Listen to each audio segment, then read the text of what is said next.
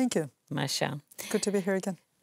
You were here 2014, and it was about your book, Pussy Riot. Right. And you've been very close to Putin and following him, and you have been writing a lot about him.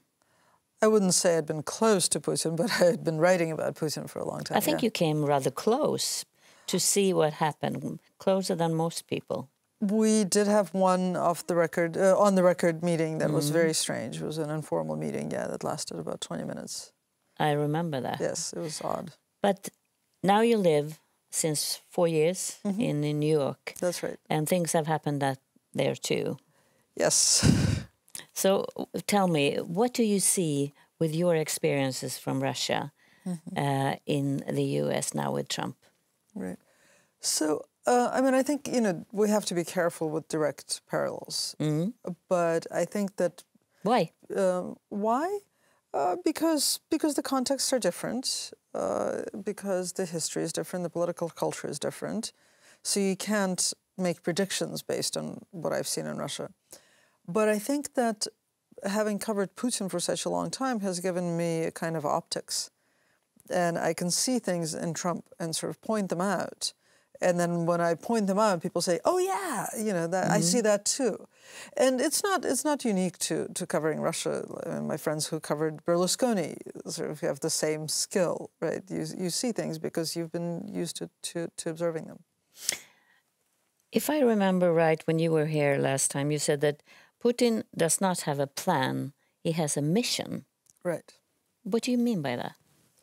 I mean, at the time, Russia was really at the beginning of a transformation from an authoritarian society to something that has really resurrected a lot of the features of a totalitarian society, primarily mobilization.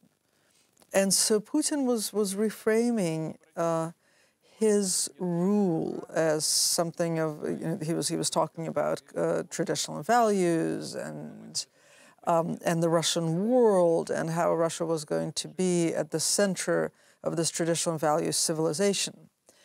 And none of this translated into a plan in the sense that, we don't know, we know that his Russia is expansive, but we don't know what direction it's going to go in next. We just know it's going to go in a direction. And we know it's going to be fueled by this idea of traditional values. Has the Western world impression of Putin changed? Oh, it's changed hugely in the last few years. And I think it's sort of gone from 0 to 60, and neither end is right? I think that certainly in the States, the threat posed by Russia was underestimated for a very long time. And I think that there was a real resistance to realizing that Putin saw himself as being in constant confrontation with the West. But now we've gone over to the other extreme, where everything is Russia. And a lot of Americans actually believe that Russia elected Donald Trump. So what do you believe? Well, first of all, I don't think it should be a matter of faith. I think it should be a matter of evidence.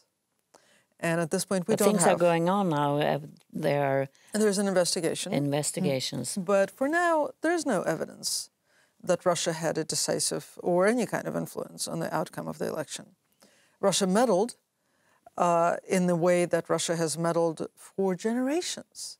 It's not actually any different than what Russia did during the Soviet period. What's changed is the United States.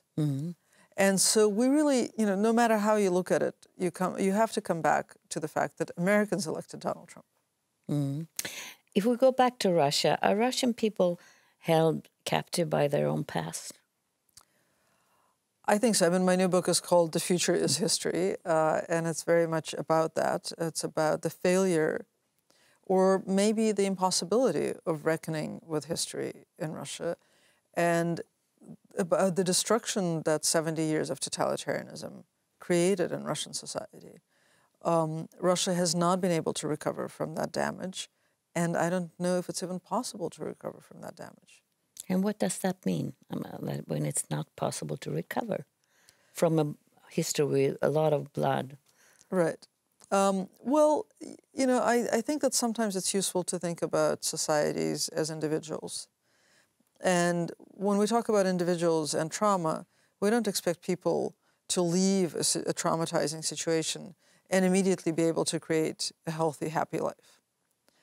I think countries are a bit like that sometimes. And it was naive to think in the early 1990s that Russia, now that it no longer had the Soviet regime, was just going to embrace democracy and freedom. In fact, we know that people who've been through trauma will often recreate the situation in some way. And I think that's what's happened in Russia. It has recreated the situation of totalitarian type control, even though Putin has not built a totalitarian regime. But the lived experience of being in Russia is the experience of living in a totalitarian society. So how do the Russians see themselves in this perspective? Well, Russians have a lot of trouble seeing themselves, and that's also part of what the book is about. Because I think it's really important to understand that the Soviet regime destroyed the social sciences. Starting in the early 1920s, there was a real attack on intellectuals, on philosophers, psychologists, sociologists. Sociology was basically a banned science for most of the Soviet period. Psychology wasn't allowed to exist because, the new person was supposed to exist in perfect harmony with new society. And as a result, by the time the Soviet Union collapsed, Russia no longer had the intellectual tools of self-understanding. And again, we know that if a person doesn't have the intellectual and psychological tools of self-understanding, they can't recover. And I think the same has happened with Russia. So that's an answer to your question of how does Russia think about it. It kind of can't. It's interesting. Maybe nobody can see that. If you live in a country, it's hard to step out and look from outside. That's absolutely true. I mean, I think that that's one of the things that make it difficult to study a country, because when for people inside whatever situation they're in, the situation feels normal. That's what being human is like. So if we go to the U.S. then, you were there when Trump was elected, and what did you think? We were all surprised. I wasn't surprised. You weren't surprised. Actually, I wrote in July that I thought he was going to get elected. And the reason that I thought he was going to get elected was because I thought that Hillary Clinton was running the wrong campaign. He was running a campaign based on the imaginary past, which is what demagogues like him do, all over the world right now. And the only way to counter an imaginary past is by creating a vision of the future. What Hillary Clinton was doing instead was running a very classic American campaign based on the present. She was basically saying, things are fine the way they are. And so for anybody who doesn't feel fine in the current situation... There were a lot of people that didn't feel that. That's a lot of people, and she was leaving them out of her campaign. She wasn't saying things are going to get better. She wasn't saying, I can see where we can go. She wasn't offering any of that. She was saying, her campaign slogan was, we're great because we're good. But it's all about the present. And I was convinced she was going to lose. That said, Trump won by 77,000 votes in 3 counties. So it's almost an accident. But was he better in creating visions? Well, his is a vision of the imaginary past. And that's an easier thing to create. It's much more difficult to run on the future than it is to run on the past. But the left has to run on the future. The left can't run on the past. I know that you have rules for survival in an autocracy.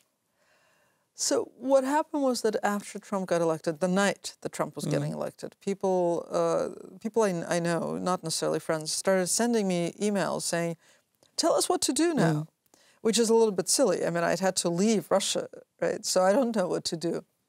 But I started thinking, is there something that I learned by living under Putin?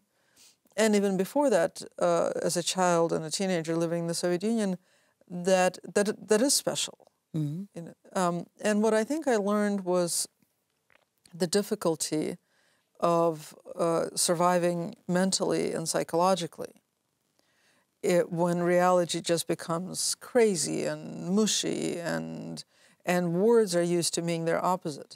So I wrote this list of rules Can for I say survival. rule 1?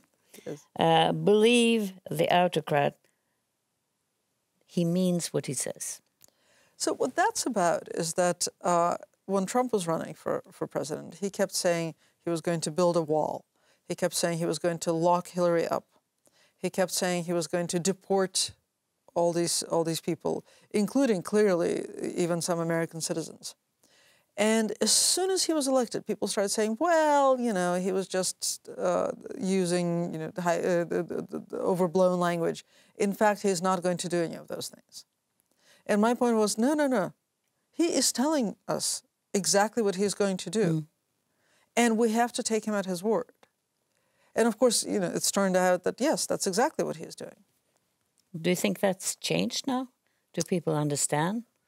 I think Rule people are 1? much closer to understanding. Yeah, I think that people have stopped expecting him to become presidential. Rule 2, do not be taken in by small signs of normality. So when you live in a situation that's constantly taking you into some craziness, and you feel sometimes like the world is ending, and then in the morning you wake up and the world hasn't ended, and you think, oh, well, maybe it's not so bad. I can live in this situation. Humans adapt, right? And my point is, well, the world hasn't ended yet, and yet we've had some very, very dark times. And this can be a dark time even if the sun keeps rising in the morning. So how do you do this? How do you live this in your daily life? Not to be part of this things seems normal. It's not hard for me because I have a column that I have to write twice a week. So it's actually my job to be actively, intellectually engaged with this. I think it's a luxury. I think it's much more difficult when your job is something else, something much more normal. If we look at these two men, both Trump and Putin, could you describe what's happening now in between them, which affects us all? Well, that's a great question. You know, Trump has genuine admiration for Putin. I think that he really thinks that that's what leadership is like, that's what power is like, that's what politics should be. He doesn't have any understanding of the fact that Putin's 86% support is actually a measure of totalitarianism. You can't have that kind of numbers in a democratic country. I think Trump really, as Timothy Snyder wrote, Putin is the dictator Trump plays on TV. Trump wants to be Putin. But at the same time, Russian-American relations are at their lowest point ever. Because I don't think that it's possible for two men who are unpredictable and who want to be the most powerful man in the world to get along. It was doomed to be the shortest honeymoon in history. The strange thing is that it's like an American movie, and it's real life.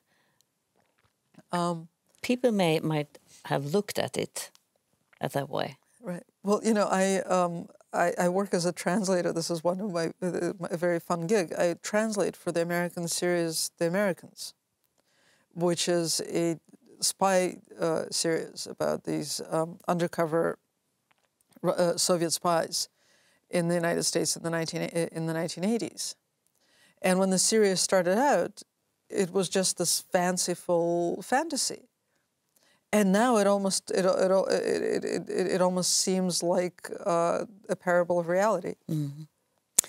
I really enjoyed your book, and I think everybody should read it because it's an eye-opener.